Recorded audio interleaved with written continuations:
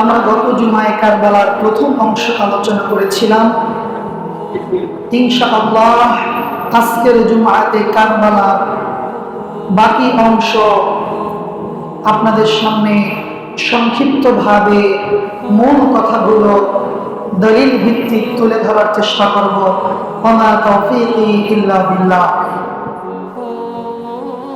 আমরা কারবালার ইতিহাস নিয়ে বলছিলাম, তবে কারবালার প্রকৃত ইতিহাস যদি আমাদেরকে জানতে হয়, আমাদেরকে পড়তে হবে বিদায়া আর নিহায়া, আমাদেরকে পড়তে হবে তারিখে বাগদাদ, আমাদেরকে পড়তে হবে সিরাত ইবনে হিশাম। এই যে গ্রন্থগুলির নাম বললাম, কিতাবের নাম বললাম, এই কিতাবগুলো যদি আমরা পড়ি তাহলে কারবালার প্রকৃত ইতিহাস আমরা জানতে পারব। কিন্তু যদি আমরা পড়ি মীর মুশাররফ হোসেনের বিষাদ সিন্ধুক নামক ভাইরাস একটি মিথ্যা গ্রন্থ, যেটা পুরো দেশব্যাপী সয়লাব হয়ে আছে, যেই বিষাদ সিন্ধুকের মধ্যে কারবালার ইতিহাসকে বিকৃতভাবে তুলে ধরা হয়েছে, যেই গ্রন্থ পড়লে আমরা সাহাবী বিদ্বেষী হয়ে যাই, সাহাবীদেরকে গালমন্দ করি, সঠিক ইতিহাস আমরা জানতে পারি না। এরকম ভাবে অসংখ্য গ্রন্থ রয়েছে এই কারবালা নিয়ে। বলা যায় 95% কিতাব, 95% গ্রন্থই হলো মিথ্যা, বানোয়ার, কল্পকাহিনী, নিজেদের মন গড়া ইতিহাস তুলে ধরে সাহাবী বিদ্বেষী সাধারণ আপাম জনতাদেরকে মানুষ বানাচ্ছে। এজন্য কারবালার সঠিক ইতিহাস জানতে হলে আমাদেরকে এই সমস্ত নির্ভরযোগ্য গ্রন্থগুলোকেই আমাদেরকে পাঠ করতে হবে। আমরা গত জুমায় যেখান থেকে আমরা আলোচনা শেষ করেছিলাম, ইনশাআল্লাহ আজকে ঠিক আমরা সেখান থেকেই আলোচনা করব।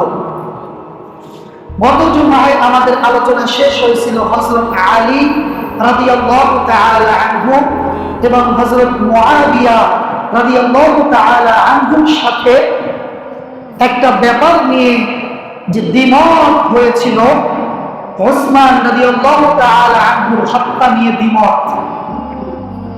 ইনশাআল্লাহ আজকে আমরা এখান থেকেই কথা বলবো। দুজনের মধ্যে একটি বিষয় একটু মতপার্থক্য হয়, কিন্তু কেউ কাউকে কাফের বলা, কেউ কাউকে গালমন্দ করা, আস্তাগফিরুল্লাহ, এরকম কোনো কিছুই হয় না। জাস্ট রাজনৈতিক ভাবে দুজনের চিন্তাই একই ছিল, কিন্তু দুজনে একটা চিন্তার সাথে একমত হতে পারে নাই। যখন ওসমান রাদিয়াল্লাহু তাআলা হত্যা হলো,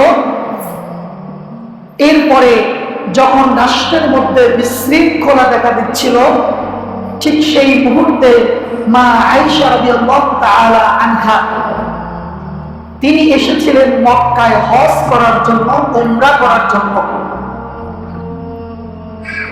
বড় বড় সাহাবীরা তাকে বললেন যে উম্মুল মুমিনিন, আজকে আমাদের এই মুসলিম খিলাফতের মধ্যে একটি দ্বন্দ্ব দেখা দিয়েছে, আপনি উম্মুল মুমিনিন, আপনি এই দ্বন্দ্বটাকে আপনি মিটিয়ে দেন, দুজনের মধ্যে একটি সমঝোতা তৈরি করে দেন।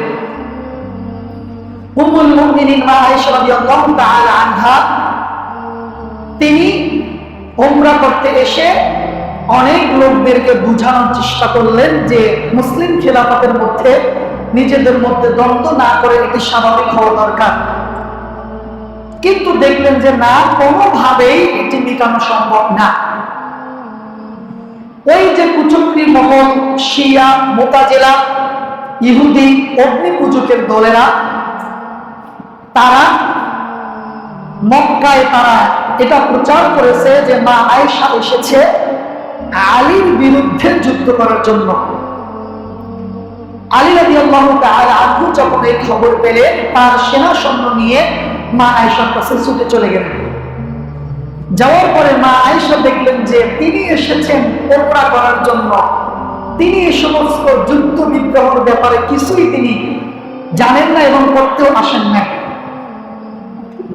এরপরে মা আয়েশার সাথে আলী রাদিয়াল্লাহু তাআলা আনহুর বৈঠক হলো কিভাবে সুন্দরভাবে রাষ্ট্রকে পরিচালনা করা যায়। দুই পক্ষের লোকেরা ওখানে শিবির স্থাপন করে রাতের বেলা রাত্রি যাপন করতেছেন। কিন্তু ওই যে আব্দুল্লাহ বিন সাবার গ্রুপ, শিয়ার গ্রুপ, ইহুদির গ্রুপ, অগ্নি পূজকের দলেরা, ওরা তো সবসময় চেয়েছে যে মুসলিম খেলাফতের মধ্যে দ্বন্দ্ব লেগে থাকুক। সে অগ্নি পূজকের দলেরা দেখছে যে আসলে দুই পক্ষ তো মিটেই যাচ্ছে, তাহলে সমস্যা তো সমাধান হয়েই যাচ্ছে। রাতের বেলা আলী রাদিয়াল্লাহু তাআলা আনহুর গ্রুপেরা এই পাশে তাঁবু গেড়ে শিবির স্থাপন করে রাত্রি যাপন করছে, এই পাশে মা আয়েশা রাদিয়াল্লাহু তাআলা আনহুর গ্রুপেরা স্থাপন করছে, রাত্রি যাপন করছে। গভীর রাতে মা আয়েশা রাদিয়াল্লাহু তাআলা আনহুর তাঁবুর পিছন থেকে ওই শিয়ার গ্রুপেরা, ওই ইহুদির গ্রুপেরা আলী রাদিয়াল্লাহু তাআলা আনহুর দলের উপরে অতর্কিত হামলা চালাচ্ছে। হামলা যখন চালিয়েছে, ওরাই আবার বলতেছে এই যে আয়েশা রাদিয়াল্লাহু তাআলা আনহুর দলের লোকেরা তারা ওয়াদা ভঙ্গ করেছে, তারা আমাদের সাথে যে ওয়াদাবদ্ধ করেছিল সে ওয়াদা ভঙ্গ করেছে, সুতরাং যুদ্ধ করো। আলী রাদিয়াল্লাহু তাআলা আনহুর গ্রুপের সঙ্গে যখন তারা আঘাত করলো, পাল্টা তারাও আক্রমণ করলো। আক্রমণ করার পরে ওখানে অনেক হত আহত হলো। মা আয়েশা রাদিয়াল্লাহু তাআলা আনহা তিনি একটা উটের উপরে অবস্থান করছিলেন, তার উটের পা ভেঙে দিল, সে নিচে পড়ে গেল। সেই যুদ্ধটার নাম দেওয়া হলো উষ্টের যুদ্ধ। এরপরে যুদ্ধ শেষে দেখলো যে না, আসলে তো নিজেদের মধ্যে কোনো কিছুই হয় না, ওই কুচক্রী মহলেরাই মিথ্যা অপবাদ দিয়ে তারা এখানে একটা মারামারি হত্যাকাণ্ড তারা করে ফেলল। মা আয়েশা রাদিয়াল্লাহু তাআলা আনহার কাছে আলী রাদিয়াল্লাহু তাআলা আনহু ক্ষমা চেয়ে তাকে সসম্মানে তার গন্তব্যস্থানে পৌঁছে দিয়ে আসলো। এখন খিলাফতের দায়িত্ব, রাষ্ট্রের দায়িত্ব পালন করছে হযরত আলী রাদিয়াল্লাহু তাআলা আনহু। কে পালন করছে? হযরত আলী। তিনি হলেন চতুর্থ খলিফা। আজকে যারা জুমার খুতবায় এসেছেন এবং গত জুমার শুরু থেকে যারা শুনেন নাই, তাদের কাছে আলোচনাটা বুঝতে একটু কষ্ট হবে। আলী রাদিয়াল্লাহু তাআলা আনহু তিনি রাষ্ট্র পরিচালনা করতেছেন। এরপরে ওই কুচক্রী মহল, যারা ইহুদি অগ্নি পূজক, জারজ সন্তান, ওরা ভিতরে ভিতরে ষড়যন্ত্র করলো যে আমরা ওমরকে হত্যা করেছি, ওসমানকে হত্যা করেছি রাদিয়াল্লাহু তাআলা আনহু, আমরা আলী রাদিয়াল্লাহু তাআলা আনহুকে শেষ করে ফেলবো। তারা পরিকল্পনা নিল 4 জনকে হত্যা করে ফেলবে। 1 নাম্বার আলী রাদিয়াল্লাহু তাআলা আনহু, 2 নাম্বার মুয়াবিয়া রাদিয়াল্লাহু তাআলা আনহু, 3 নাম্বার মুসা আশআরী রাদিয়াল্লাহু তাআলা আনহু, 4 নাম্বার আমর বিন আস রাদিয়াল্লাহু তাআলা আনহু। কারণ এরা 4 জন হচ্ছে প্রবীণ সাহাবী। এই 4 জনকে হত্যা করলে তারা রাষ্ট্র ক্ষমতাটা হাতে পাবে। এই চিন্তা থেকে তারা পূর্ব পরিকল্পিতভাবে তারা পরিকল্পনা করলো যে নামাজে যখন যাবে আমরা পথের মধ্যে তাদেরকে হত্যা করে ফেলব। ভাগ্যক্রমে মুআবিয়া রাদিয়াল্লাহু তাআলা আনহু যান নাই নামাজে। মুসা আশআরী এবং আমর বিন আস তারা খবর পেয়ে গিয়েছিল যে তাদেরকে হত্যা করা হবে, কিন্তু আলী রাদিয়াল্লাহু তাআলা আনহু খবর পান নাই। তাকে পথের মধ্যে তাকে হত্যা করলো ইবনুল মুলজাম নামক একজন অগ্নি পূজক, একজন ইহুদি, একজন জারজ সন্তান হযরত আলী রাদিয়াল্লাহু তাআলা আনহুকে একটি বিষ মাখা তলোয়ার দিয়ে তাকে নির্মমভাবে নামাজে যাওয়ার পথে রাস্তার মধ্যে তাকে আঘাত করল। আঘাত করার পরে হযরত আলী রাদিয়াল্লাহু তাআলা আনহু তিনি তখন বিকট আওয়াজে তিনি এই শব্দটা 3 বার পাঠ করেছেন, ফুরস্তু ওয়ারাব্বাল কাবাতি, কাবার রবের কসম, কাবার রবের কসম আমি সফল হয়েছি, কাবার রবের কসম আমি সফল হয়েছি। কারণ রাসূলুল্লাহ সাল্লাল্লাহু আলাইহি ওয়াসাল্লাম তিনি ভবিষ্যৎবাণী করেছিলেন যে আলী, তোমার উপরেও নির্মম বিপদ মুসিবত তোমার উপরে চেপে বসবে। তো আলী রাদিয়াল্লাহু তাআলা আনহু তিনিও শাহাদাতের তামান্না সবসময় পোষণ করতেন। কয়েকদিনের মধ্যে তিনি আঘাত এতটা বেশি পেয়েছিলেন যে তিনি কয়েকদিনের মধ্যে তিনি দুনিয়া থেকে চলে গেলেন। এখন আবু বকর রাদিয়াল্লাহু তাআলা আনহু প্রথম খলিফা চলে গেলেন, দ্বিতীয় খলিফা হযরত ওমর রাদিয়াল্লাহু তাআলা আনহু তিনি চলে গেলেন, তৃতীয় খলিফা হযরত ওসমান রাদিয়াল্লাহু তাআলা আনহু তিনিও চলে গেলেন, চতুর্থ খলিফা হযরত আলী রাদিয়াল্লাহু তাআলা আনহু তিনিও চলে গেলেন। 4 জনই শেষ। এখন ওই কুচক্রী মহলের দলেরা তারা প্রচার করলো যে হযরত আলী রাদিয়াল্লাহু তাআলা আনহুকে হত্যা করেছে মুয়াবিয়া রাদিয়াল্লাহু তাআলা আনহু। কারণ সে সিংহাসনে বসার জন্য তিনি এই কাজ করেছেন, তার উপরে দোষ চাপিয়ে দিল। কিন্তু তিনি এই হত্যার সাথে কোনোভাবে তিনি জড়িত ছিলেন না, এমনকি তিনি ওই এলাকায়ও ছিলেন না, তার উপরে দোষ চাপিয়ে দেওয়া হলো। এরপরে পঞ্চম খলিফা হলেন হযরত হাসান রাদিয়াল্লাহু তাআলা আনহু তথা আলী রাদিয়াল্লাহু তাআলা আনহুর বড় ছেলে, রাসূলুল্লাহ সাল্লাল্লাহু আলাইহি ওয়াসাল্লামের বড় নাতি। তাকে খিলাফতের দায়িত্ব দেওয়া হলো হাসান রাদিয়াল্লাহু তাআলা আনহুকে। তিনি তখন আমিরুল মুমিনিন হলেন, রাষ্ট্রপ্রধান হলেন। তিনি দীর্ঘ 6 মাস পর্যন্ত রাষ্ট্র পরিচালনা করলেন।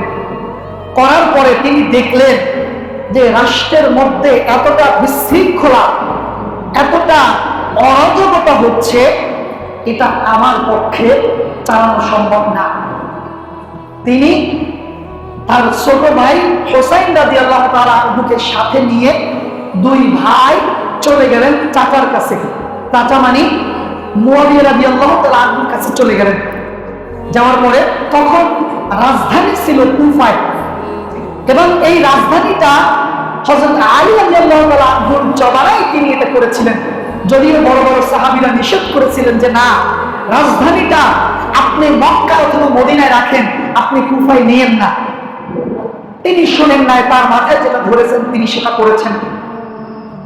হাসান হোসেন রাদিয়াল্লাহু তাআলা আনহু মুয়াবিয়া রাদিয়াল্লাহু তাআলা আনহুর কাছে গিয়ে বললেন যে চাচা, আমাদের পক্ষে রাষ্ট্র পরিচালনা করা সম্ভব না, আপনি খেলাফতের দায়িত্বটা আপনি পালন করেন। এই যে কারবালা আসতেছি।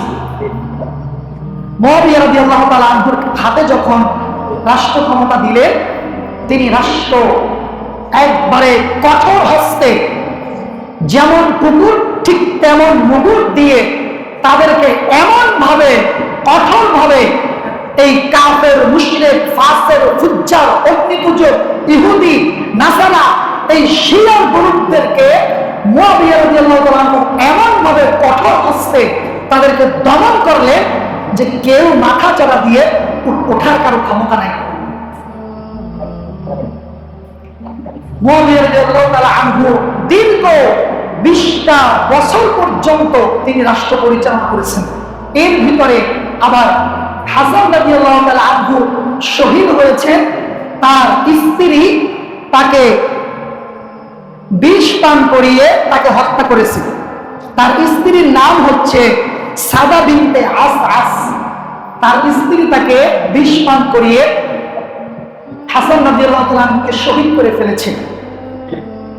আর মুয়াবিয়া রাদিয়াল্লাহু তাআলা আনহু তিনি সুন্দরভাবে, অত্যন্ত দক্ষতার সাথে 1 বছর নয়, 2 বছর নয়, দীর্ঘ 20টা বছর পর্যন্ত তিনি রাষ্ট্র পরিচালনা করেছেন এবং কোন কাফের মুশরিককে কথা বলার সুযোগ দেন নাই। কিন্তু তারপরেও ভিতরে ভিতরে তারা ষড়যন্ত্র জাল তারা বিস্তার করছিল, কিন্তু প্রকাশ্যে কেউ কথা বলতে পারে নাই। তিনি রাষ্ট্র সুন্দরভাবে পরিচালনা করে এসেছেন। এরপরে তিনি যখন বার্ধক্য বয়সে যখন তিনি উপনীত হলেন, তিনি চিন্তা করলেন যে এখন আমার এই রাষ্ট্র ক্ষমতাটা কার কাছে দেওয়া যায়। তখন তিনি চিন্তা করলেন যে এই রাষ্ট্র কঠিনভাবে পরিচালনা করা একমাত্র আমার ছেলে ইয়াজিদ, সে এটি পারবে। তিনি ইয়াজিদের হাতে এই রাষ্ট্র ক্ষমতা দিলেন এবং কুফা, বসরা, মক্কা, মদিনা সহ 100-র মধ্যে প্রায় 70% মুসলিমরা তারা এই ইয়াজিদের হাতে বায়াত গ্রহণ করে তাকে রাষ্ট্রপ্রধান হিসাবে তাকে মেনে নিল। কিন্তু কিছু বড় বড় সাহাবীরা যেমন মুসা আশআরী, আমর বিন আস, আব্দুল্লাহ বিন জুবায়ের এবং হুসাইন রাদিয়াল্লাহু তাআলা আনহু, কিছু বড় বড় সাহাবীরা তারা ইয়াজিদের হাতে বায়াত নিলেন না। তারা বললেন যে আমরা আরো কিছুদিন যাক, কিছুদিন পরে আমরা বায়াত নিব। ইয়াজিদ রাষ্ট্র পরিচালনা করে এসেছেন। এমতো অবস্থায় ওই অগ্নিপূজক ইহুদি শিয়ার দলেরা তারা কুফা থেকে চিঠি পাঠাচ্ছে মদিনায় হুসাইন রাদিয়াল্লাহু তাআলা আনহুর কাছে যে আমরা ইয়াজিদকে মানি না রাষ্ট্রপ্রধান হিসাবে। আপনি হলেন আল্লাহ রাসূল সাল্লাল্লাহু আলাইহি ওয়াসাল্লামের দৌহিত্র, আপনি আহলে বায়াতের লোক, আমরা আপনাকে রাষ্ট্রপ্রধান হিসাবে মানি। আপনি মদিনা ছেড়ে আপনি কুফায় চলে আসেন। এই প্রস্তাব কারা দিয়েছে? কুফাবাসী। কারা দিয়েছে? কুফাবাসী প্রস্তাব দিয়েছে। এভাবে চিঠি দিতে দিতে কিতাবের মধ্যে এসছে যে 15 থেকে 20,000 চিঠি তারা এই কুফা থেকে, বসরা থেকে তারা মদিনায় পাঠিয়েছে হুসাইন রাদিয়াল্লাহু তাআলা আনহুকে আনার জন্য। এরপরে হুসাইন রাদিয়াল্লাহু তাআলা আনহু তিনি চিন্তা করলেন যে এত চিঠি আসছে আমাকে নেওয়ার জন্য। তিনি তার চাচাতো ভাই মুসলিম বিন আকিলকে তিনি পাঠিয়ে দিলেন এই কুফায়, যে আসলে ব্যাপারটা সত্য নাকি মিথ্যা জেনে আসো।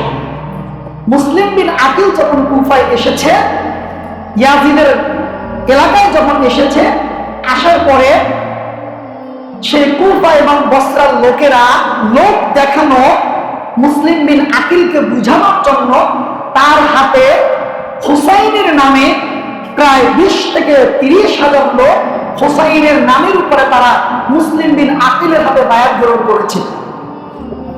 তখন মুসলিম বিন আকিল বুঝতে পেরেছে যে আসলেই তো সত্য, এই এলাকার মানুষ তারা তো ইয়াজিদকে রাষ্ট্রপ্রধান হিসাবে চায় না, হুসাইনকেই চাচ্ছে।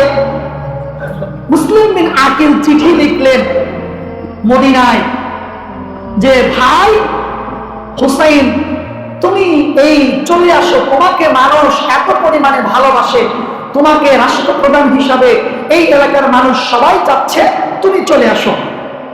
এই চিঠি যখন পাঠালেন মদিনায়, পাঠানোর পরে এদিকে মুসলিম বিন আকিলকে চিঠি পাঠানো হয়ে গেছে, বার্তা বাহক চলে গেছে। যাওয়ার পরে এদিকে মুসলিম বিন আকিলকে ঘেরাও করে ফেলেছে, ঘেরাও করে তাকে হত্যার পরিকল্পনা করতেছে। এরপরে মুসলিম বিন আকিল আবার একটা চিঠি লিখলেন যে ভাই হুসাইন, তুমি মদিনা ছেড়ে তুমি এই বসরা কুফায় তুমি এসো না, এরা বড় চালাক লোক, এরা তোমার বাবাকে হত্যা করেছে, তোমার খালুকে হত্যা করেছে, এরা তোমাকেও হত্যা করবে, আমাকে হত্যা করার পরিকল্পনা করতেছে, এরা আমার সাথে ধোঁকাবাজি করেছে, তুমি এই কুফা বসরায় এসো না।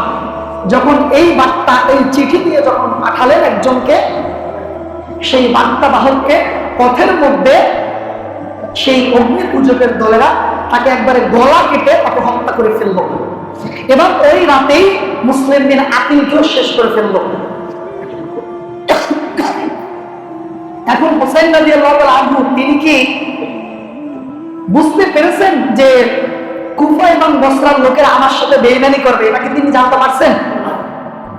তিনি তো ভাবছেন যে না, আমাকে গ্রহণ করবে। এরপরে হোসেন রাদিয়াল্লাহু তাআলা আনহু মদিনার বড় বড় সাহাবীদের সাথে বসলেন। বসার পরে তাদেরকে সাথে পরামর্শ করলেন যে আমাকে বসরাবাসী, কুফাবাসী আমাকে চিঠি দিয়েছে আমাকে যাওয়ার জন্য, এত চিঠি।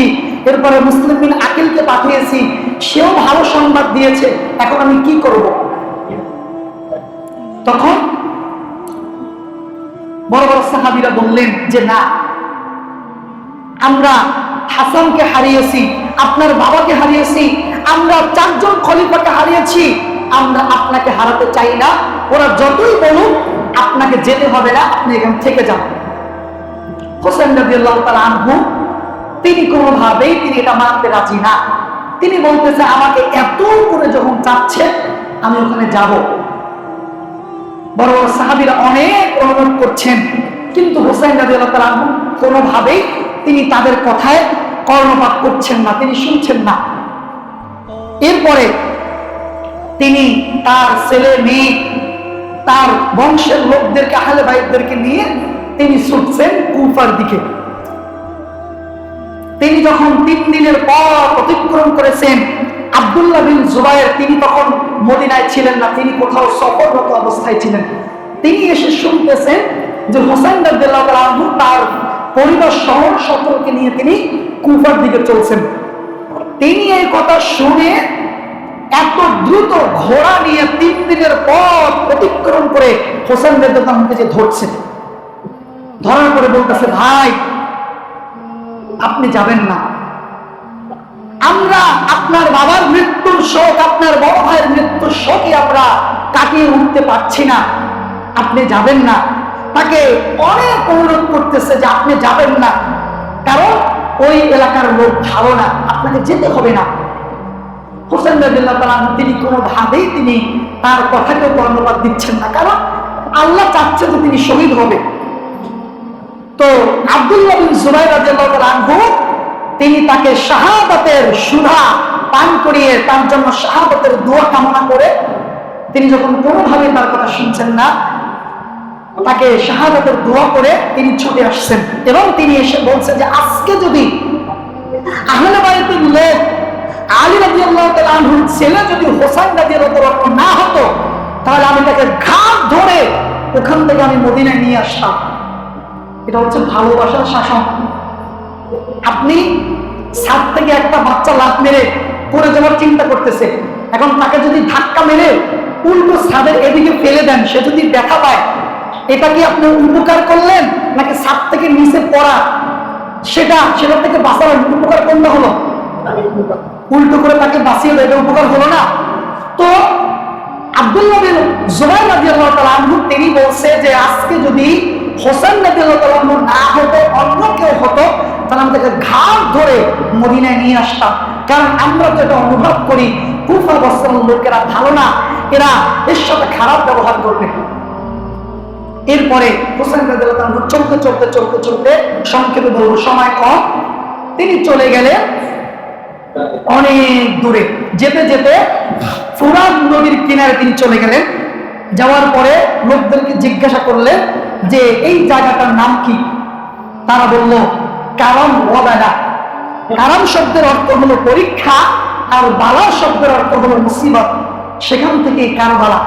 তিনি যখন শুনছে কারম ওয়াবালা, তিনি অবাক যে আমার রাসূল, আমার নানা তিনি তো ভবিষ্যৎবাণী করেছে যে আমার এখানে হত্যা হবে, আমি শহীদ হয়ে যাব। তখন তার সাথী সঙ্গীদেরকে বললেন তোমরা এখানে তাঁবু স্থাপন করো। সেখানে তারা তাঁবু স্থাপন করলো। করার পরে খবর চলে গেছে ইয়াজিদের কাছে যে হুসাইন তিনি মদিনায় থেকে এসেছে।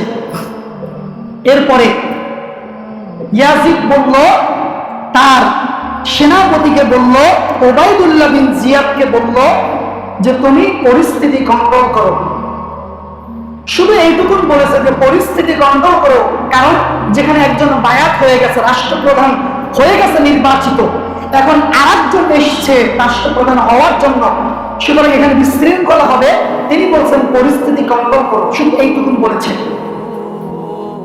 এরপরে ওবাইদুল্লাহ বিন জিয়াদ এসে, ওবাইদুল্লাহ বিন জিয়াদ ছিল ওই কারবালার কথা ওই কুফার গভর্নর ছিল। তিনি হুসাইন রাদিয়াল্লাহু আনহুর কাছে এসে বললেন যে আপনি কেন এসেছেন? তখন তিনি এগুলো সব বললেন খুলে, যে আমাকে আমার হাতে বায়াত করার জন্য আমাকে এত চিঠি দেওয়া হয়েছে, এত কিছু হয়েছে। তখন ওবাইদুল্লাহ বিন জিয়াদ বললেন যে না, আপনি এখান থেকে চলে যান, বায়াত যেহেতু হয়ে গিয়েছে ইয়াজিদের নামে, এখানে কোনো বায়াত হবে না, আপনি এখান থেকে চলে যান। মানে তার সাথে তিনি যে আহলে বাইত আল্লাহ রাসূলের নাতি, তার সাথে সুন্দরভাবে কথা বলবে এরকম কথা বলছে না, গরম হয়ে বলতেছে যে আপনি এখান থেকে চলে যান। তখন হাসান রাদিয়াল্লাহু আনহু বলতেছে যে না, আমি তোমার কথায় কেন যাব? আমাকে আমার দুটো প্রস্তাব, হয় আমাকে ইয়াজিদের কাছে যেতে দাও, আমাকে যে এতগুলো চিঠি দেওয়া হয়েছে কেন দেওয়া হয়েছে, কি কারণে, আমি ইয়াজিদের সাথে সাক্ষাৎ করে চলে যাব। আর না হয় তোমরা আমাকে যেতে দাও অমুক স্থানে যেখানে মুসলমানদের সাথে ইহুদিদের সাথে যুদ্ধ হচ্ছে, আমি বীর পালোয়ানের সন্তান, ওখানে গিয়ে আমি যুদ্ধ করব। মুসলিম বিন ওবাইদুল্লাহ বিন জিয়াদ বলতেছে না,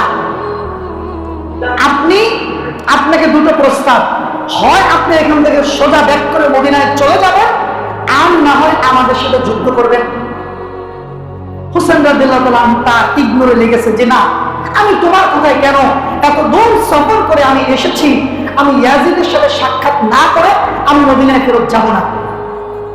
তখন এই ওবাইদুল্লাহ বিন জিয়াদের সাথে কথার কাটাকাটি হলো এবং হুসাইন রাদিয়াল্লাহু আনহু তিনি বেছে নিলেন যে না, আমি মদিনায় ফেরত যাব না, আমি তোমাদের সাথে যুদ্ধ করব। হুসাইন রাদিয়াল্লাহু আনহুর সাথে সামান্য তার ফ্যামিলির নারী পুরুষ কয়েকজন লোক, একদম কম সীমিত লোক, আর ইয়াজিদের সেনা সৈন্য, অসংখ্য সেনা সৈন্য, তাদের সাথে কি যুদ্ধ করবে, এই বাদ বিতণ্ড হলো 9 মুহররম। এরপরে হুসাইন রাদিয়াল্লাহু আনহু বললেন যে আমাকে একটা রাত সময় দাও। তিনি রাতের বেলা তিনি অনেক ইবাদত বন্দেগী করলেন। 10 মুহররম যুদ্ধের জন্য তিনি যুদ্ধের ময়দানে এলেন। আসার পরে হুসাইন রাদিয়াল্লাহু আনহুর সাথে তার যে দুধের সন্তান ছিল আলী আসগার, তার স্ত্রী ছিল, তার সাথী সঙ্গী যারা ছিল, সকলকে ইয়াজিদের বাহিনী নির্মমভাবে তাদেরকে হত্যা করে ফেলেছে, তাদেরকে শহীদ করে ফেলেছে। আর হুসাইন রাদিয়াল্লাহু আনহু ক্ষুধার্ত, তিনি তরবারি নিয়ে তিনি দাঁড়িয়ে আছে। এরপরে সেই সেনাবাহিনীরা, ইয়াজিদের সেনাবাহিনীরা, তারা হুসাইন রাদিয়াল্লাহু আনহুকে চতুর্দিকে ঘুরতেছে, কে আঘাত করবে, কেউ সাহস পাচ্ছে না। যে আল্লাহ রাসূল সাল্লাল্লাহু আলাইহি ওয়াসাল্লামের দৌহিত্র আলী রাদিয়াল্লাহু তাআলা আনহুর কলিজার টুকরা, আহলে বাইতের লোক হুসাইন, এর গায়ে কে আগে আঘাত করবে, কেউ সাহস পাচ্ছে না। সবাই শুধু ঘুরতেছে, কিন্তু কেউ আঘাত করতে পারতেছে না। তখন একজন অগ্নিপূজক শিম্মার ইবনে জিল জাওশান, ও বলতেছে আর কতক্ষণ অপেক্ষা করব। এই কথা বলে তার তরবারি দিয়ে হুসাইন রাদিয়াল্লাহু তাআলা আনহুকে একটি তীর নিক্ষেপ করলো। সে যখন জমিনের মধ্যে পড়ে গেল, শিম্মার ইবনে জিল জাওশান এসে তার গলার উপরে বসে ছুরি চালিয়ে তার মাথাটাকে দ্বিখণ্ডিত করে ফেলা হলো। এরপরে ওবাইদুল্লাহ বিন জিয়াদ হুসাইন রাদিয়াল্লাহু তাআলা আনহুর মাথা মস্তকটা তিনি একটা লাঠি দিয়ে এভাবে গুঁতা মারতেছিলেন। এরপরে আনাস বিন মালিক বলতেছে, তোমরা করো কি করছো? আমি এই মুখে, হুসাইন রাদিয়াল্লাহু তাআলা আনহুর এই মুখে আমি স্বয়ং বিশ্বনবী মুহাম্মদুর রাসূলুল্লাহ সাল্লাল্লাহু আলাইহি ওয়াসাল্লামকে আমি কতবার দেখেছি চুমু খেতে, আর তোমরা সেই মুখে তুমি লাঠি দিয়ে আঘাত করছো। এরপরে নির্মমভাবে হুসাইন রাদিয়াল্লাহু তাআলা আনহুর পুরো ফ্যামিলিকে হত্যা করা হলো। হুসাইন রাদিয়াল্লাহু তাআলা আনহুর মাথা মস্তকটাকে নিয়ে যাওয়া হলো ইয়াজিদের কাছে।